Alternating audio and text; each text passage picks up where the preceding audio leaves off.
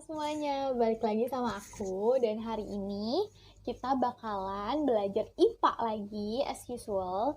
Nah, tapi kali ini kita bakalan bahas topik yang seru yaitu adalah gaya. Kenapa aku bilang topik yang seru? Karena topik ini tuh bakalan dipelajarin terus sampai nanti kalian SMA gitu. Jadi sampai nanti SMA juga bakalan ketemu lagi sama gaya. Nah, jadi pelajaran ini itu adalah dasarnya banget dan gak boleh banget dilupain karena pelajaran ini penting banget gitu. Oke, langsung aja kita mulai. Oke, sekarang kita langsung mulai aja ke bab pertama yang adalah pendahuluan. Jadi di sini kita bakalan ngebahas kayak apa sih gaya tuh apa gitu. Gaya tuh bukan kayak kamu selfie ya gaya di depan kamera di apa namanya mau foto nggak bukan, kita bukan ngomongin gaya yang seperti itu. Gaya yang ini kita bakal ngomong lebih ke pelajaran sains ya, bukan ke pelajaran fotografi. Nah, di gambar yang pertama gitu ya, kita bisa ngelihat ini nih. Ini tuh maksud gambarnya adalah pohon, ada pohon sama ada apel. Maksudnya ada apel yang jatuh dari pohon gitu. Kalau misalnya kayak teman-teman pernah mikir, kenapa sih kalau benda itu tuh jatuh ke bawah? Kayak apel jatuh dari pohonnya itu ke bawah, terus air terjun airnya jatuhnya ke bawah gitu. Kalau kita lompat gitu kita nggak bisa terus lama-lama di udara gitu, pasti ujungnya jatuh ke bawah. Kenapa sih jatuh mulu gitu ke bawah? Nah itu sebenarnya disebabin sama yang namanya gaya gitu. Nah terus di gambar yang kedua ini ada orang angkat barbel ya. Kok bisa sih ngangkat barbel gitu? Kok bisa kita kayak kuat gitu ngangkat barbel? Sebenarnya diapain sih barbelnya tuh, dikasih apa sih gitu sampai sampai apa namanya kita jadi bisa kuat gitu? Itu juga disebabin sama gaya. Yang ketiga, kita punya orang yang lagi adu panco. Kenapa sih? Kenapa kalau misalnya orang adu panco gitu, mereka bisa sama-sama mempertahankan posisinya gitu kan? Kayak yang aku, misalnya aku maunya ke sana, terus lawanku maunya tangannya ke sini gitu kan? Itu kenapa sih? Kenapa kenapa kita apa sih yang kita kasih gitu ke si tangan kita? Nah, itu yang kita kasih adalah gaya gitu. Jadi sebenarnya gaya itu apa? Gaya adalah perlakuan yang diberikan pada suatu benda sehingga benda itu dapat bergerak atau berubah bentuk ya. Jadi kayak yang tadi nih yang tadi kita lihat pohon gitu, dia bergerak ya dari apelnya kan jatuh dari atas ke bawah gitu. Terus yang tadi barbel gitu, misalnya angkat barbelnya kayak gini, berarti dia bergerak juga kan, sesuai dengan arah tangan kita gitu. Terus tadi yang adu panco, dia juga bergerak kan ya, tergantung siapa yang menang ya. Kalau misalnya aku yang menang berarti aku bisa jatuhin tangannya temen aku gitu, lawan aku gitu. Nah, perlakuannya itu apa aja Kak? Perlakuannya itu bisa berupa tarikan, dorongan, tekanan, atau pukulan gitu. Jadi perlakuannya ada 4, tarikan, dorongan, tekanan, pukulan. Nah, kalau teman-teman lihat di gambar ya, di sini ada cowok, ya ada cowok yang lagi narik sama dorong meja gitu. Kalau teman-teman lihat yang ini, berarti kan mejanya itu kedorong ke arah kiri gitu. Sedangkan yang ini, mejanya ini ketarik ya kan, ketarik ke arah kanan. Nah, berarti ini mau ngebuktiin bahwa gaya itu juga punya arah gitu loh. Kalau misalnya yang di sebelah sini ke arah kiri gayanya, yang ke sini itu ke arah kanan. Gimana jelasnya, gimana lebih jelasnya nanti bakalan aku bahas di kelas. Oke? Nah, masuk ke chapter 2. Chapter 2 itu kita mau bahas jenis gaya. Apa aja jenis gaya? Jadi jenis gaya itu ada 5. Yang pertama adalah gaya otot. Gaya otot itu dihasilkan sama tenaga otot gitu. Jadi kalau misalnya tadi teman-teman lihat tuh kayak orang yang ngangkat barbel, terus orang yang adu panco tadi di contoh awal, terus narik meja, dorong meja, itu kan kita bisa ngasih gerakan ke suatu benda tersebut karena otot gitu, ototnya yang ada di dalam tubuh kita gitu loh. Jadi dia yang ngasilin gaya gitu. Selanjutnya itu adalah gaya gesek. Gaya gesek itu dihasilkan sama dua permukaan benda yang bersentuhan. Contohnya apa? Contohnya rem sepeda ya. Jadi si rem itu nanti bagian karetnya itu bakalan bersentuhan sama bagian sepeda yang lain, namanya itu nanti namanya itu adalah velg. aspal sepeda, nanti bakalan aku kasih tauin pas di kelas. Sehingga nanti mereka itu saling bersentuhan dan mereka itu akan melambat dulu ya kalau kita ngerem kan, baru habis itu ujung-ujungnya berhenti gitu.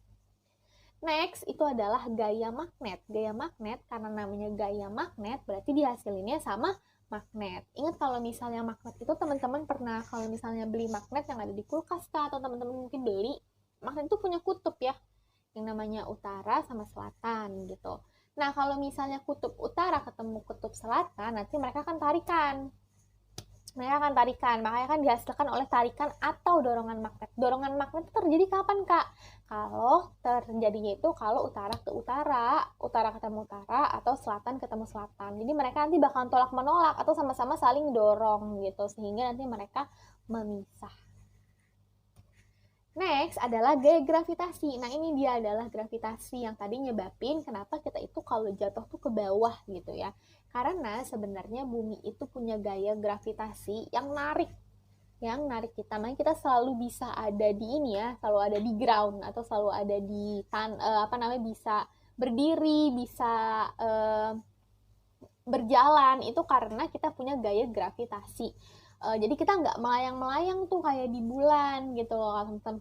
Teman-teman pernah ngeliat ilustrasi kalau misalnya astronot gitu.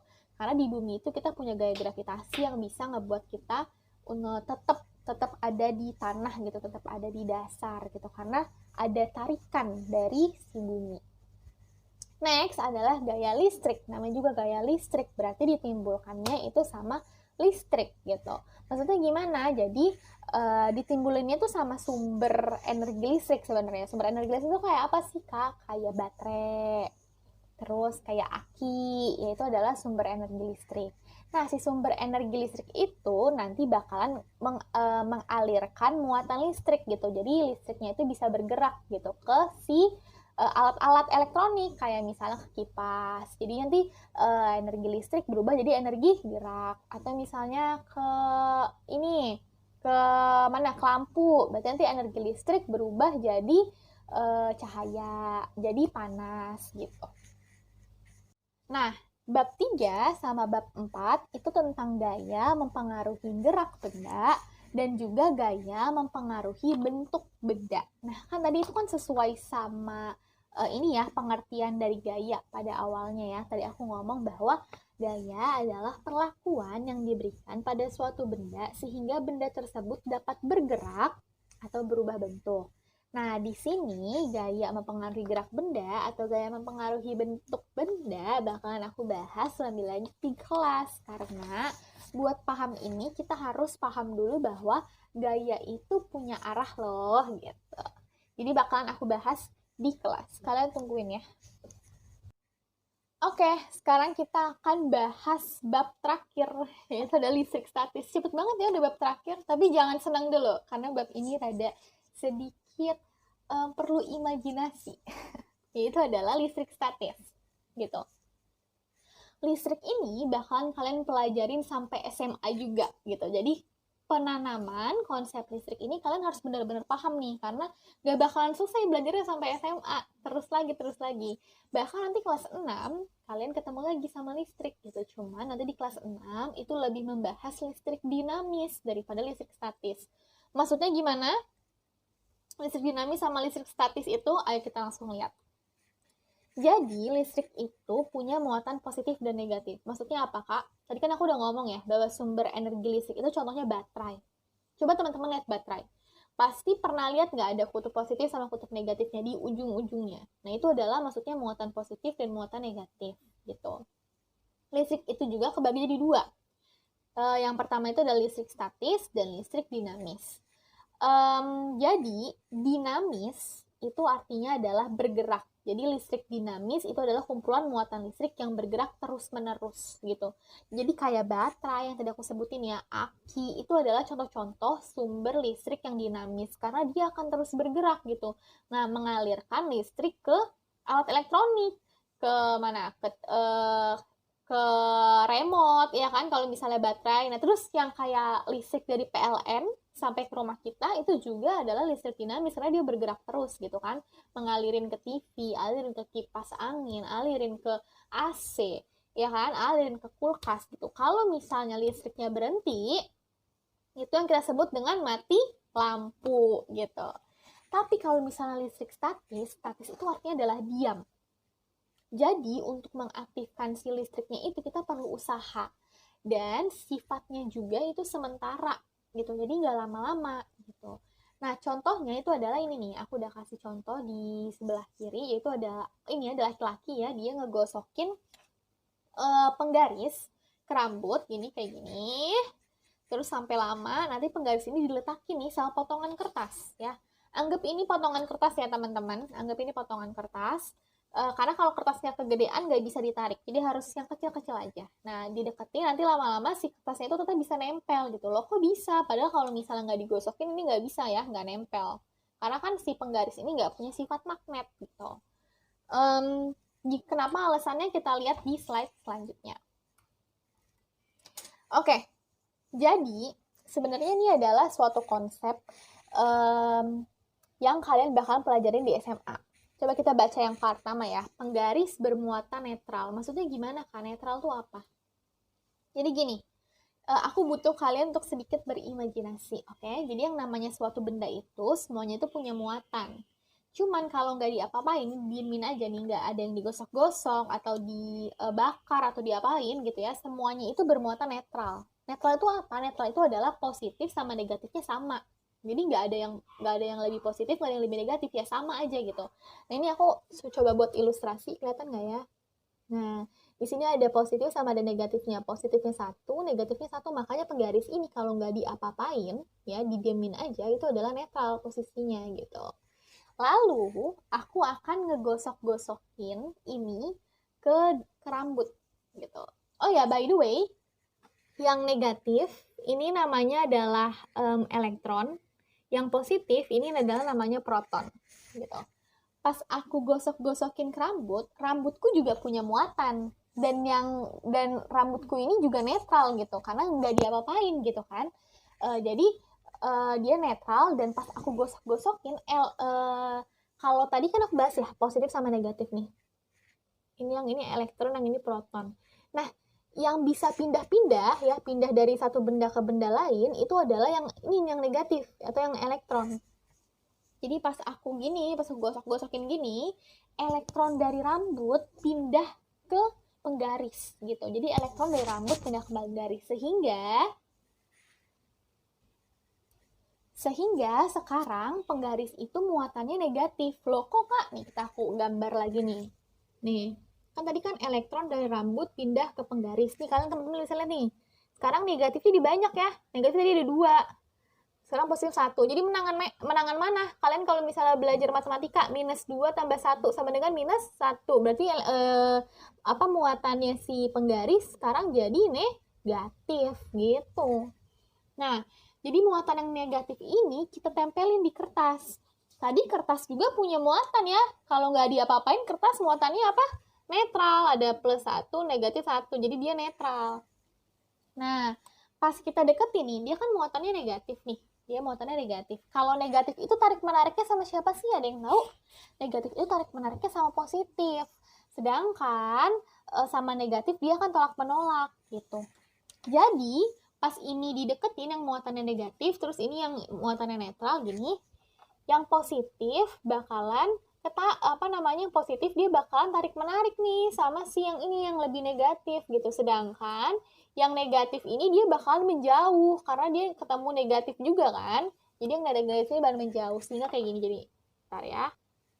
Nih, teman-teman bisa lihat yang positifnya sama negatifnya jadi jauh-jauhan karena kayak gini. Tadi kan ini negatif. Negatif pasti mau deketnya sama positif. Sedangkan negatif yang satu ini, dia pasti maunya menjauh gitu. Karena dia ketemu negatif juga gitu. Jadi yang negatif ini dia menjauh sehingga makanya dia bisa nanti ujung-ujungnya kertasnya jadi bisa tempel-tempelan gitu. Nanti kalau misalnya kalian gak ngerti konsep ini bisa ditanyain ya sama aku pas di kelas. Cuman ini tuh sifatnya nggak permanen gitu, sementara aja. Lama-lama mereka bisa kembali deket lagi. Lama-lama nih ya, muatan yang di kertas ini dia bisa deket lagi jadi kayak gini gitu. Nah, muatannya bisa deket lagi kayak gini. Pas dia muatannya kembali lagi menjadi netral gitu ya, nanti si ininya bakalan kelepas penggarisnya gitu. Penggarisnya bakalan kelepas, dan penggarisnya juga itu nanti dia bisa balik lagi netral gitu. Jadi dia bisa ngelepasin si negatifnya ini satu ke apa namanya, ke alam, sehingga nanti penggarisnya di netral lagi gitu. Udah deh gitu. Jadi mau apa namanya, sifatnya hanya sementara. Udah selesai. Thank you for your attention. Semoga kalian ngerti. Maafin kalau misalnya penjelasannya rada belibet. Tapi kalau misalnya pun belibet dan kalian gak ngerti, bisa banget ditanyain sama aku pas di kelas. Nanti pas di kelas kita bakalan belajar lebih banyak lagi. Semoga kalian ngerti dan semoga ini bisa jadi bekal kalian pas buat belajar selama di sekolah. Sampai ketemu di kelas. Dadah.